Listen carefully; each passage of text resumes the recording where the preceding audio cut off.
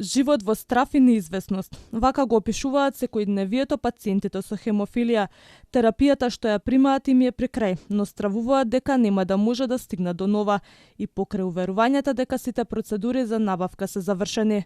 Мирсат Јахил, кој од дете има оваа болест, вели се запишал на медицина за да им помогне на останатите пациенти да имаат навремена набавка и да не им се случува истото. Имам среќа што сум еден од тие пациентите што примаме хемилибра моментално, но па се надеваме и дека и другите пациенти во еднина ќе успееме да ги вметнеме за да им се овозможи движењето полесно, да имаат поубав живот и полесен начин и поубава светла еднина. Најважни им се велат транексеминот за жените кои имаат нарушено крварење и хемлибрата која е најновиот подкожен препарат и бараат овие лекови да бидат ставени на позитивната листа.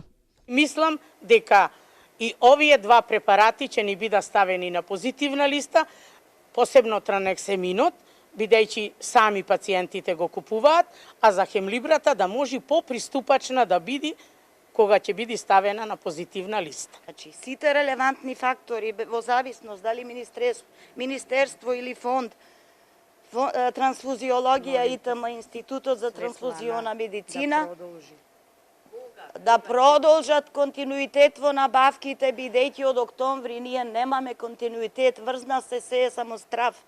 Немојте, не трошете, бидете мирни, не правете вака, нарушен ни е квалитетот на живот.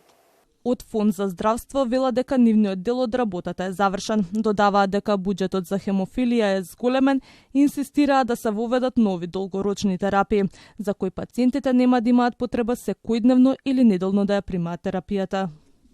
Интервенциите, алармите што ги добивме овие неколку дена од загрижени пациенти, ние побавивме и да се направи контрола денеска на формална контрола на работата, за да утврдиме што е причината, бидејќи јавната набавка е објавена, помината, завршена и не би требало да има процедурални проблеми.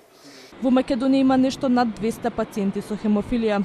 Таа е главно наследна состојба која се пренесува од родител на дете, а има за цел да ја наруши способноста на телото за коагулација. Симптомите се модрици, крварење во мускулите и зглобовите, спонтани и крварење после хирургија.